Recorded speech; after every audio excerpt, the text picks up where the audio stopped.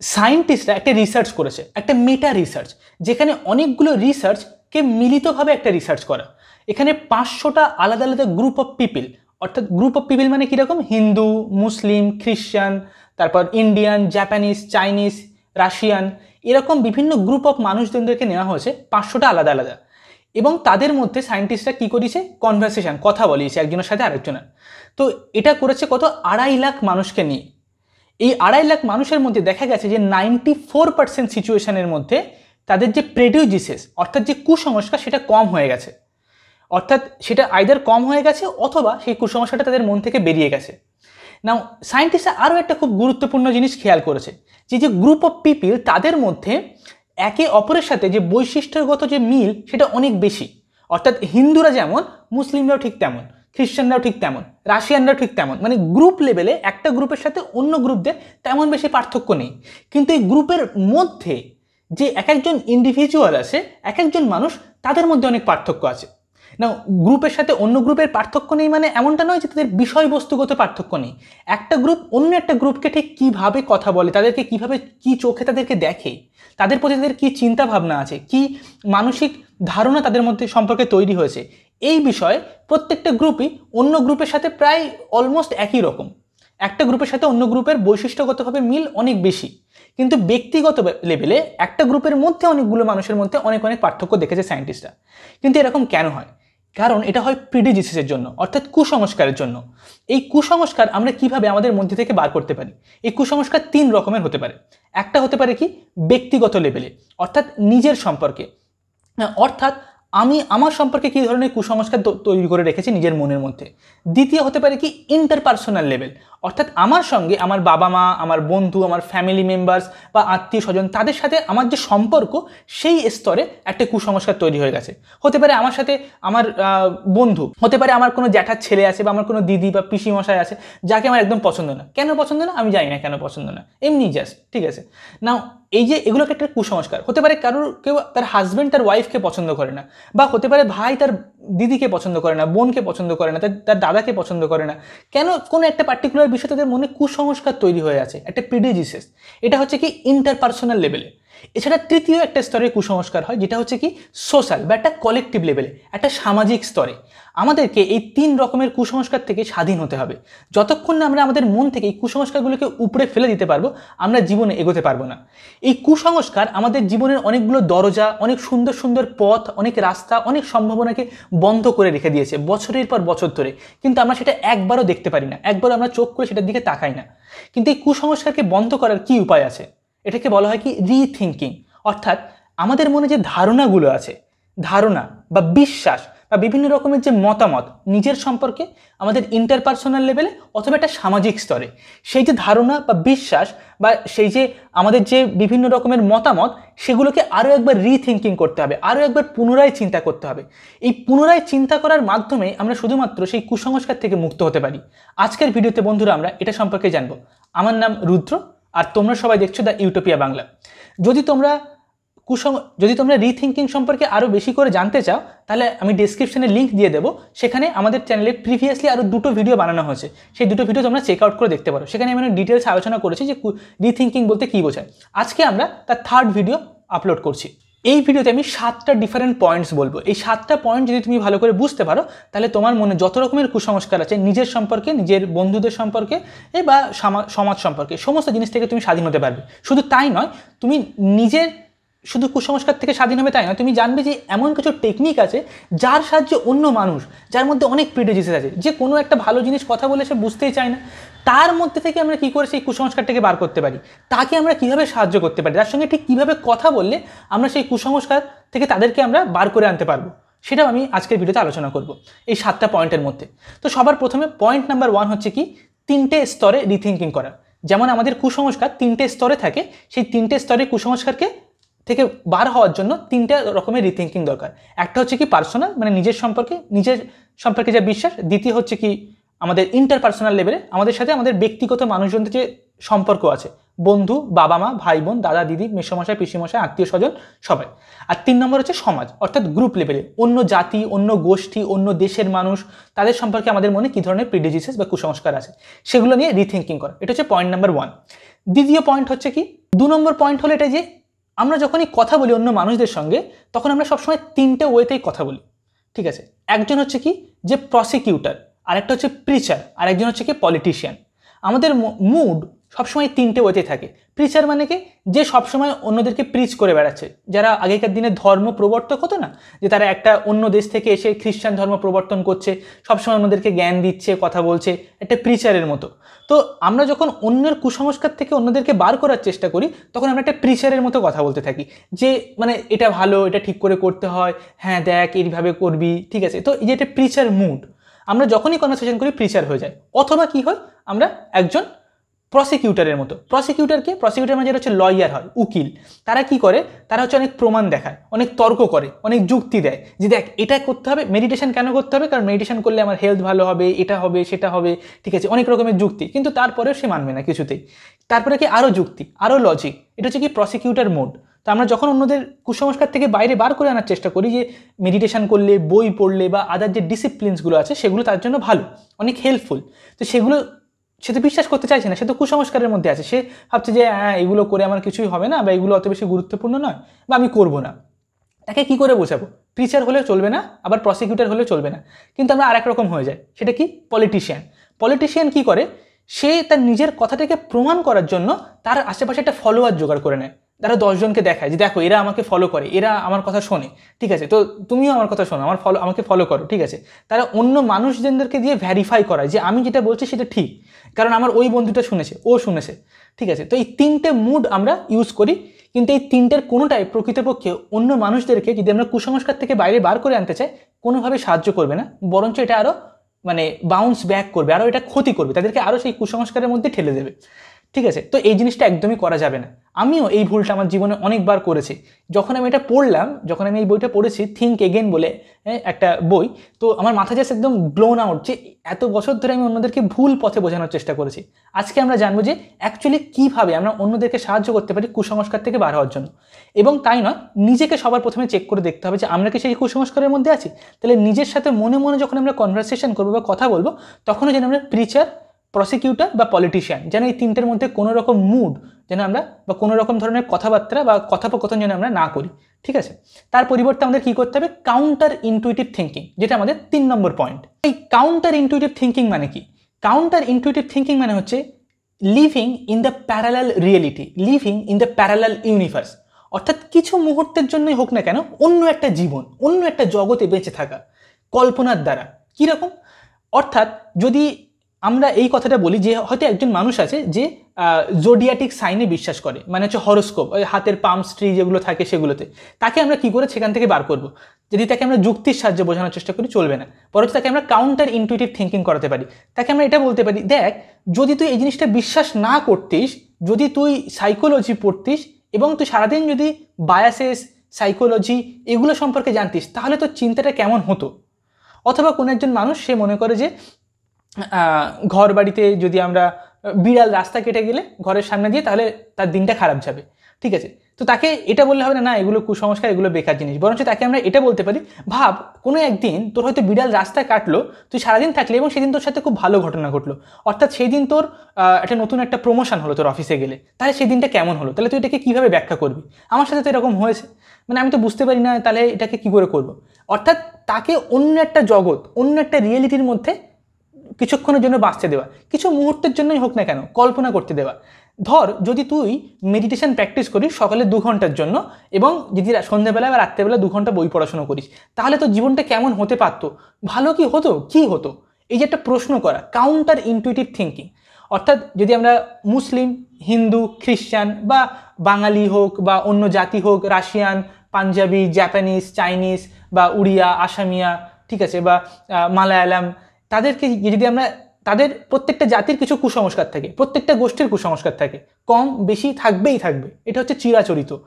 তাদেরকে গিয়ে আমরা এটা বলতে পারি যে যদি তুই একজন মুসলিম ঘরে জন্ম হতিস বা যদি তুই একজন হিন্দু ঘরে জন্ম হতিস এবং ছোটোবেলা থেকে সেই নিয়মগুলো মেনে চলতিস এবং ধীরে ধীরে বড় হতিস, তাহলে কি হতো, তাহলে জিনিসটা কেমন হতে পারতো।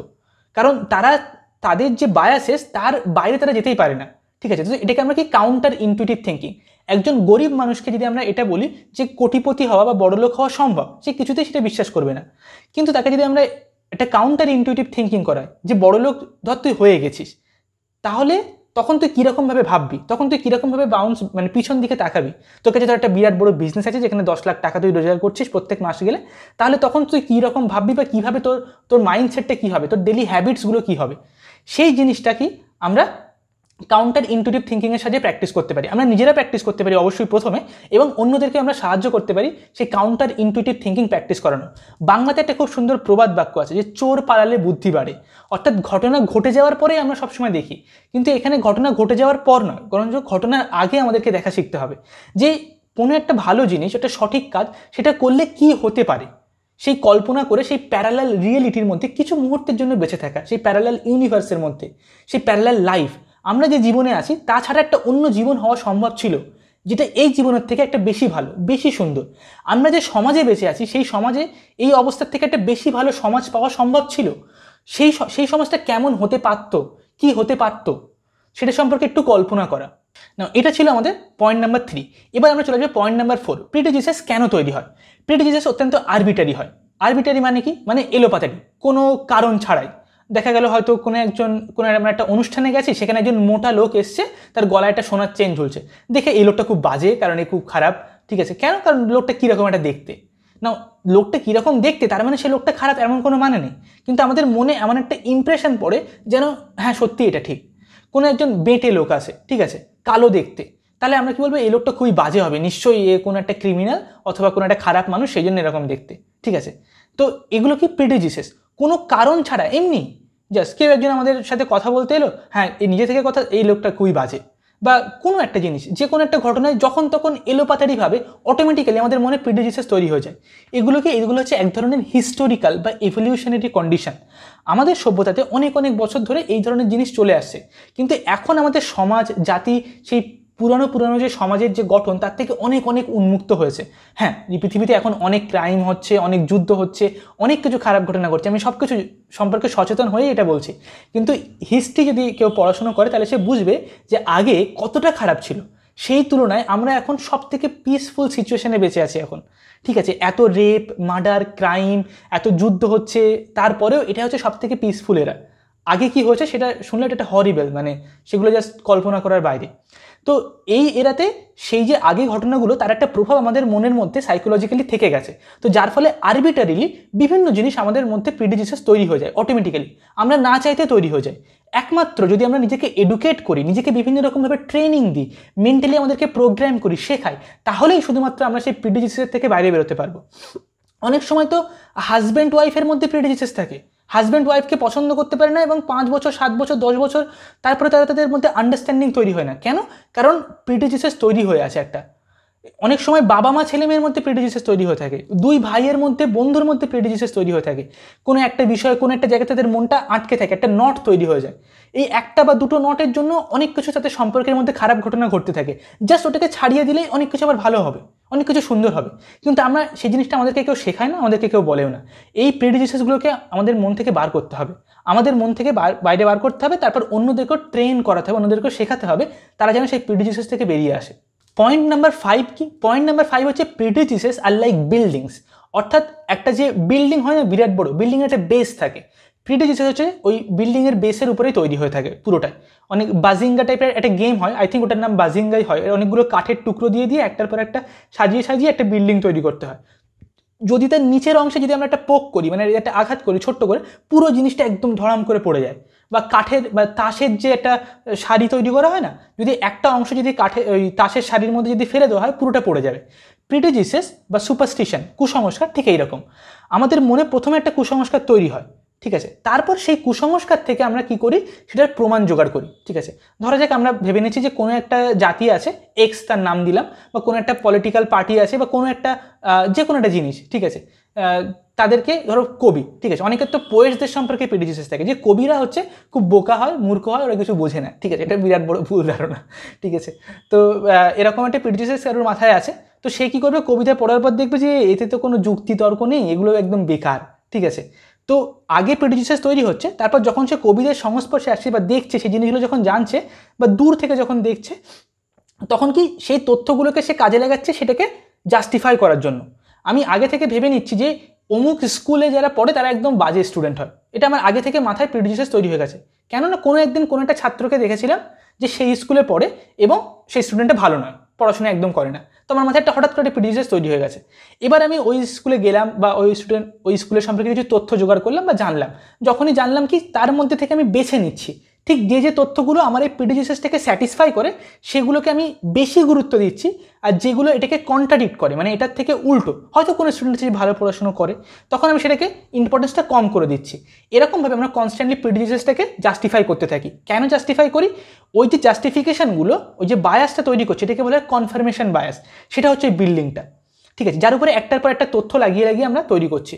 কোনো একজন মানুষ যে ছোটোবেলা থেকে হয়তো একটা হিন্দু ঘরে বা একটা মুসলিম ঘরে জন্ম হয়েছে বা একটা খ্রিস্টান ঘরে বা একটা বাঙালি বা একটা পাঞ্জাবি, তার মধ্যে প্রিজুডিস তৈরি করে দেওয়া হয়েছে যে অন্য জাতি বা অন্য গোষ্ঠীর মানুষরা খারাপ বা তারা ভালো নয় বা তারা অমুক অমুক তমুক ইত্যাদি ইত্যাদি। এবার ওই যে প্রথমবার একটা প্রিজুডিস তৈরি হয়ে গেছে, তারপরের থেকে তার উপরে অনেকগুলো তথ্য জোগাড় হচ্ছে। ওই প্রথমবারের যে একটা আরবিটারিলি যেটা তৈরি হয়েছিল, যদি সেটাকে আমরা ভেঙে দিই তাহলে পুরো জিনিসটা ধড়াম করে পড়ে যাবে।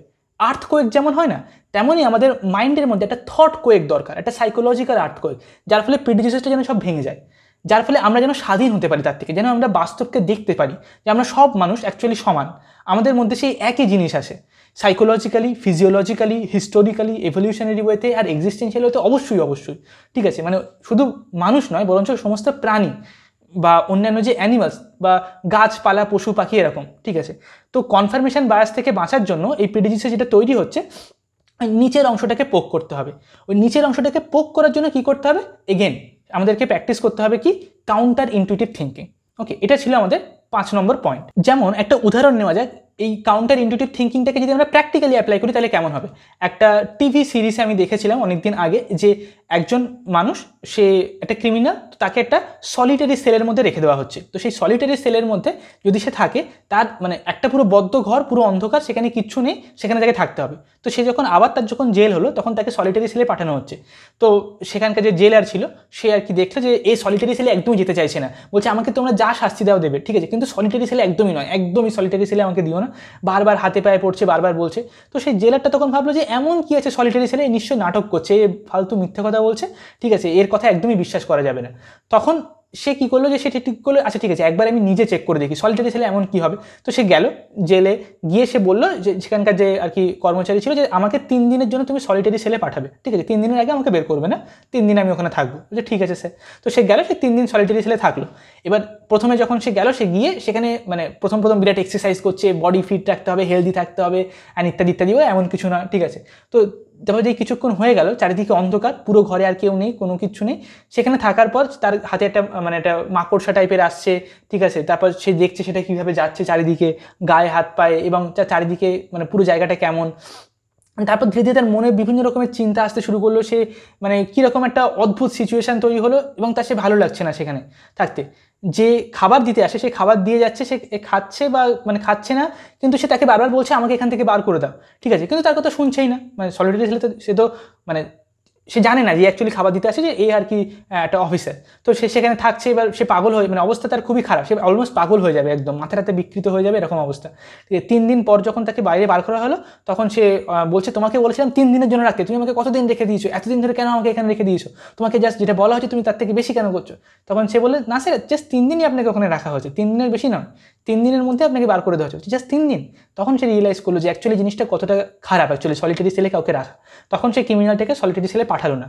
অর্থাৎ যখন আমরা সেই প্যারালাল রিয়েলিটির মধ্যে যখন সেই জায়গাতে আমরা যখন নিজেরা যাই এবং সেটাকে যখন অভিজ্ঞতা করি, তখন আমরা তার থেকে বেরিয়ে আসতে পারি, তখন আমরা সেই প্রিজুডিসটা ভেঙে যায়, ঠিক আছে। ঠিক যেমন প্রথম যে উদাহরণটা আমি দিয়েছিলাম, সায়েন্টিস্টরা যে এক্সপেরিমেন্ট করেছে, যখন আমরা সেই মানুষজনদের সাথে কথা বলি, যদি মানে কোনো একটা জাতি আছে সে অন্য জাতিকে হয়তো অপছন্দ করে, তার মধ্যে একটা প্রিজুডিস তৈরি হয়েছে, যখন অ্যাকচুয়ালি সে তাদের সামনে যাবে, কথা বলবে, তাদের সঙ্গে মিশবে, নতুন নতুন জিনিস যখন জানবে, লার্ন করবে, তাদের লাইফটা কেমন, সে কীভাবে সেরকম হয়েছে সব কিছু, তখন সেই প্রিজুডিসগুলো ভেঙে যাবে আমাদের মন থেকে, সেগুলো জাস্ট ওই নিচের অংশটা পোক হয়ে যাবে, সেখান থেকে সেটা স্লাইড হয়ে যাবে, আর পুরো যত তথ্য আমরা যে মিথ্যে মিথ্যে যেগুলো তৈরি করে রেখেছিলাম সেই প্রমাণগুলো সব পুরো ভেঙে গুঁড়িয়ে চুরমার হয়ে যাবে। ওকে, নাও যেমন গান্ধীজির ক্ষেত্রে এমনটা ঠিক হয়েছিল। গান্ধীজি যখন আফ্রিকাতে ছিল তখন সে ট্রেনে যখন যাতায়াত করছিল তখন তাকে সে ফার্স্ট ক্লাসের টিকিট কেটে ফার্স্ট ক্লাসে উঠেছে, কিন্তু তার ফার্স্ট ক্লাসে ওঠার কোনো নিয়ম নেই।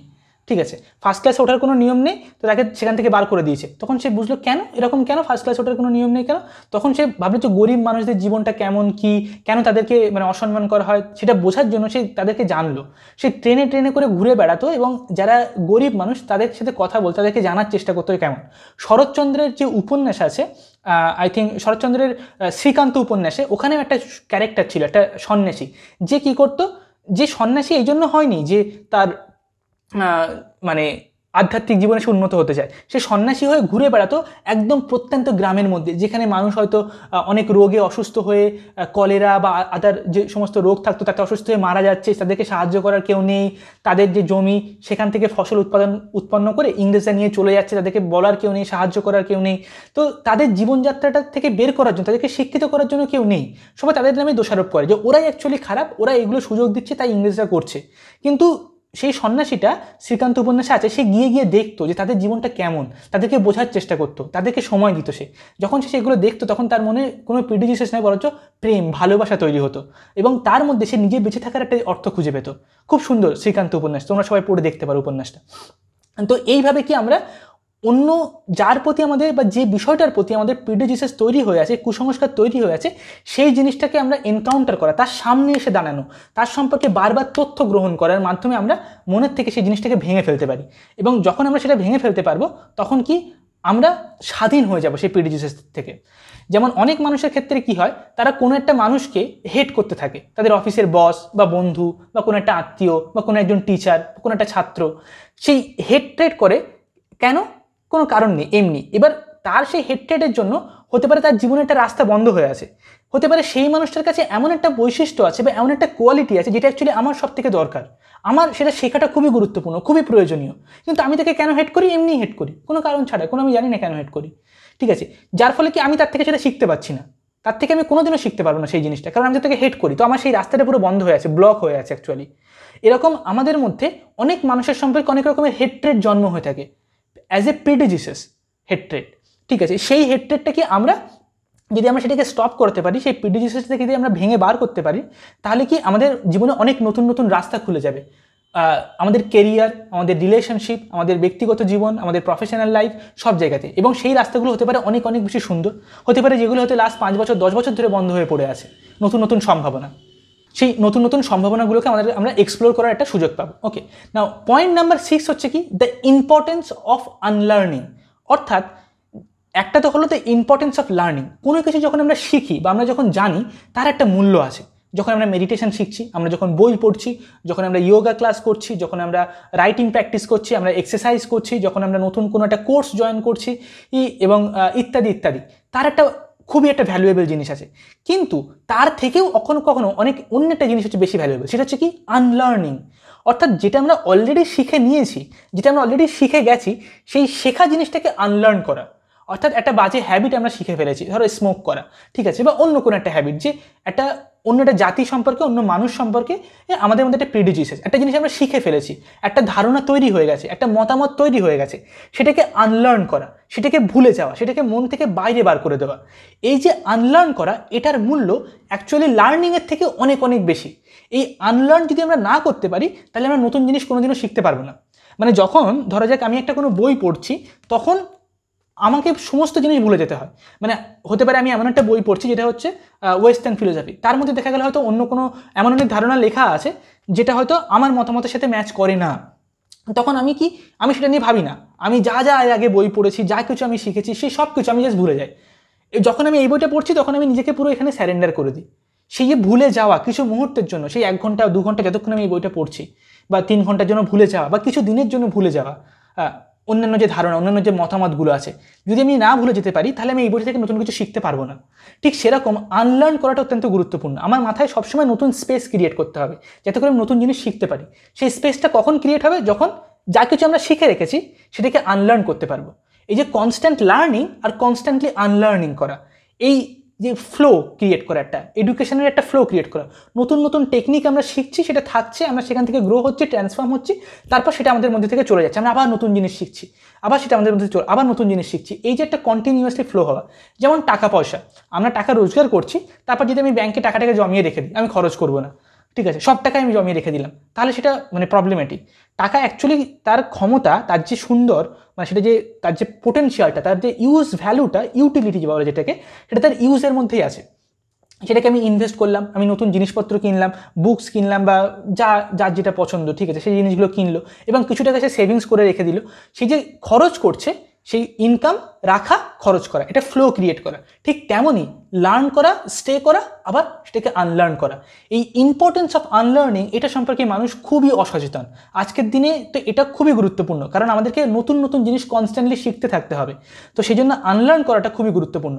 তো অলরেডি আমাদের মধ্যে অনেক bad habits, bad mental thought habits এবং ভার্বাল হ্যাবিটস তৈরি হয়ে আছে। সেগুলোকে বিভিন্ন রকমের প্রিডিজিসেস থেকে তৈরি হয়ে আছে।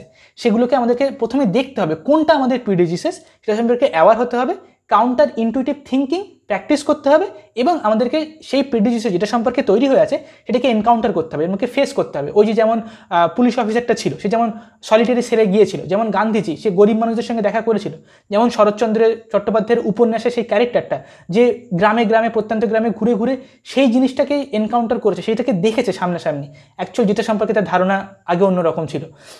নাও সেই জিনিসগুলো কি আমরা যখন সেটাকে জানতে পারবো, তখন আমাদের সেই প্রিডিজিসেসগুলোকে চলে যাবে, তখন আমরা সেটাকে আনলার্ন করে ফেলতে পারবো। যেই আমরা আনলার্ন করবো, নতুন জিনিস শেখার একটা জায়গা আমাদের মধ্যে উন্মুক্ত হয়ে যাবে। ওকে, এটা ছিল আমাদের পয়েন্ট নাম্বার 6। এবার আমরা আসবো পয়েন্ট নাম্বার 7। পয়েন্ট নাম্বার 7 হচ্ছে কি, জার্নালিং। অর্থাৎ আমাদের মধ্যে যে প্রিডিজিসেসগুলো আছে সেগুলোকে আমরা অ্যাকচুয়ালি কুসংস্কার বলে ভাবি না, যে কুসংস্কারগুলো আছে। কারণ আমি যদি জানি যেটা আমার কুসংস্কার, তাহলে তো এটা খুব ভালো একটা জিনিস হয়ে গেল, মানে প্রথমে আমি সচেতন হয়ে গেলাম যেটা আমার কুসংস্কার, অর্ধেক কাজ তো এখানেই হয়ে গেল। তো আমাদের বেশিরভাগ ক্ষেত্রে আমাদের যে বিশ্বাস বা যে ধারণা বা যে মতামতগুলো আছে, সেগুলো যে আমরা একটা কুসংস্কার, আমাদের কখনো সেরকম মনে হয় না। আমাদের মনে হয় এটা স্বাভাবিক, এটা সঠিক, এটা রাইট, এটা গুড, এটা অ্যাকচুয়ালি ভালো, এবং আমরা এটা সম্পর্কে অনেক কনফিডেন্ট থাকি।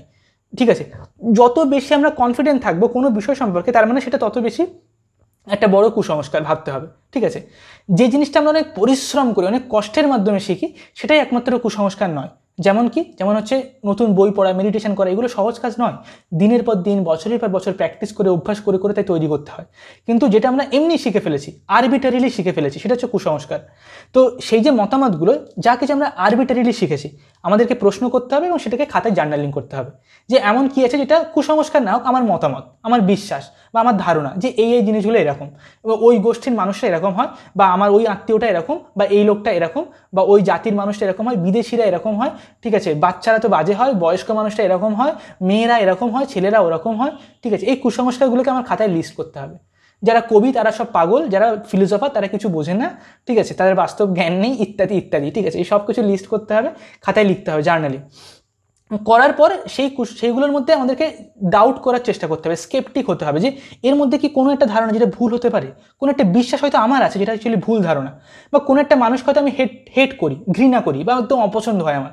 কেন অপছন্দ হয়? কোনো কারণ নেই অ্যাকচুয়ালি, মানে কোনো একটা ফান্ডামেন্টাল রিজন নেই তার। ঠিক আছে, যদি সেটার কোনো একটা রিজন থেকেও থাকে, সেটা এমন একটা রিজন যেটা অ্যাকচুয়ালি রিজন নয়, যে সেটা একটা ভেগ একটা, মানে একটা খালি, একটা ফাঁপা একটা রিজন। ঠিক আছে, ওই লোকটা একটা হাতে আঙুলে আংটি পরে, তাই জন্য আমার একদম ওকে অপছন্দ, একদম বাজে লোক নিশ্চয়ই। ঠিক আছে, বা ওর দাড়িটা না একদিকে সাদা একদিকে কালো, সেই জন্য আমার ওকে অপছন্দ হয়, মানে এটা কোনো রিজন হলো না। ঠিক আছে, এটা ইমপ্রেশন এগুলো আর কি। ঠিক আছে, কারণ মানে হচ্ছে যেটা যুক্তিযুক্ত হবে। ঠিক আছে, দেখা গেল কেউ একজন মানে ক্রিমিনাল, তাকে যদি আমরা হেট করি, সো যেটা অ্যাকচুয়ালি সাম লেভেল ভ্যালিড, কিন্তু সেটাও স্পিরিচুয়ালি গ্রো করার জন্য ভ্যালিড নয়, সেটা আমরা অন্য ভিডিওতে আলোচনা করব। কিন্তু আমাদের যে ইমপ্রেশন, যে প্রেডিজিসেসগুলো তৈরি হয়, সেটা হচ্ছে আরবিটারিলি তৈরি হয়। সেই যখন আমরা লিস্ট করে ফেললাম খাতায় আমাদের বিশ্বাসগুলোকে, আমাদের মতামত বা ধারণাগুলোকে, সেগুলোকে, তখন আমরা দেখতে পাবো যে এর মধ্যে কোনটা প্রেডিজিসেস হতে পারে। 3টে বা 4টে সেগুলোকে আমরা মার্ক করে নেবো খাতায়। মার্ক করে নেওয়ার পর আমরা সেখানে আমরা কি কাউন্টার ইনটুইটিভ থিঙ্কিং প্র্যাকটিস করতে পারি, সেটা আমরা অভ্যাস করবো। যে আচ্ছা, এই লোকটাকে আমি তো ঘৃণা করি, এই লোকটাকে আমি অপছন্দ করি, তাহলে কাউন্টার ইনটুইটিভ থিঙ্কিং করার সাহায্যে আমি ভাববো যে কী এর মধ্যে ভালো গুণ হতে পারে যে একটা প্যারালাল রিয়েলিটিতে বেঁচে থাকার চেষ্টা করব। ঠিক আছে, যাতে করে যখন সেটাকে আমরা আনলার্ন করার চেষ্টা করব, তারপর কি আমরা সেই জিনিসটাকে আমরা এনকাউন্টার করবো, বা বাস্তব জগতে তাকে আমরা বোঝার চেষ্টা করব। সবসময় যে সেটা সঠিক হবে, সেই লোকটা ভালো হবে, তার কোনো মানে নেই, আমি বলছি না এমন। কিন্তু আমাদের মধ্যে যে প্রেডিজিসেস অনেকগুলো আছে, সেগুলোকে আমরা যখন আমরা 5টা 10টা যখন আমরা লিখবো, তার মধ্যে 3টে 4টে যদি আমরা ওপেন করতে পারি, মানে সেটা কিন্তু ভেঙে ফেলতে পারি, তাহলে আমাদের জীবনে অনেক একটা বোঝা আমাদের মন থেকে কমে যাবে। প্রেডিজিস একটা গাঁটের মতো কাজ করে, একটা হচ্ছে নট বা একটা গিট এর মতো থাকে আমাদের মনের মধ্যে। একবার সেটা খুলে গেলে মনটা অনেক সরল হয়ে যায়, অনেক হালকা হয়ে যায়, আমাদের মধ্যে গ্র্যাটিটিউড বা আমাদের মধ্যে মনের যে কন্টেন্টমেন্ট এনার্জি সেটা অনেক আপলিফ্ট হয়। ঠিক আছে, প্রেডিজিসেস আমাদেরকে অ্যাকচুয়ালি মেন্টালি সাইকোলজিক্যালি ব্লক করে রাখে। এমন অনেক মানুষ আছে আমি আমার জীবনে দেখেছি যারা মানে মানে এক্সট্রিম লেভেলের প্রেডিজিসেস। ঠিক আছে, আমি আমার জীবনে অনেক সময় দীর্ঘ সময় বাইরে থেকেছি, তো সেখানে তাদের সাথে কথা বলা, রুম রেন্ট নেওয়ার সময় বা বাইরে থাকার সময়, সেই সব সময় আমি মানে এমন মানুষের সাথে কথা বলেছি যে একা থাকতে দেওয়া যাবে না বা এই কারণে থাকতে দেওয়া যাবে না অমুক জিনিস, বা মানে যেগুলো অ্যাকচুয়ালি কোনো বেসিস নেই। ঠিক আছে, তো সেই যে প্রেডিজিসেস প্রথমে নিজেকে চেক করতে হবে, তারপর অন্যদেরকে ট্রেন করে সেগুলো থেকে বাইরে বার করতে হবে। এটা ছিল আমাদের পয়েন্ট নাম্বার 7, প্রেডিজিসেসগুলোকে জার্নালিং করা, তারপর অ্যারো দিয়ে যেটাকে আমাদের মনে হচ্ছে প্রেডিজিসেস, মানে প্রথমে ওপিনিয়ন, ধারণা, সেগুলো বিশ্বাস, সেগুলোকে জার্নালিং করা। তার মধ্যে আমাদেরকে মনে হবে না যে এটা আমাদের প্রেডিজিসেস, তা আমাদের ডাউট করা যে কোনটা আমাদের প্রেডিজিসেস হতে পারে, তারপর সেটাকে অ্যারো দিয়ে লেখা, এখানে হালকা একটু ডাউট আছে, তো সেখানে কাউন্টার ইনটিউটিভ থিঙ্কিং প্র্যাকটিস করা, সেই জিনিসগুলোকে প্র্যাকটিক্যালি অভ্যাস করা এবং সেখান থেকে বাইরে বেরিয়ে আসা। তারপর কি অন্য মানুষদেরকেও সেই জিনিসটাকে শেখানো, সেই জিনিসটাকে বোঝানো যে এই প্রেডিজিসেসগুলো থেকে তোমরা বেরিয়ে আসো, তো তোমাদের অনেক ভালো হবে। তবে প্রিচার মুডে নয় বা পলিটিশিয়ান মুডে নয় বা প্রসিকিউটর মুডে নয়, বরঞ্চ কি কাউন্টার ইনটিউটিভ থিঙ্কিংয়ের সাহায্যে। ওকে, তো বন্ধুরা আশা করি তোমাদের ভিডিওটা অনেক বেশি ভালো লেগেছে। আজকের জন্য এতটুকু। যদি তোমরা এই চ্যানেলে নতুন হয়ে থাকো তাহলে চ্যানেলটা সাবস্ক্রাইব করতে ভুলো না। আর রিথিঙ্কিং সম্পর্কে যদি আরও ডিটেলসে জানতে চাও তাহলে নিচে ডিসক্রিপশনে আমি লিঙ্ক দিয়ে দিচ্ছি, সেই ভিডিওগুলো তোমরা চেক আউট করতে পারো। Thank you so much. পরের ভিডিওতে আবার দেখা হবে। চলো টাটা।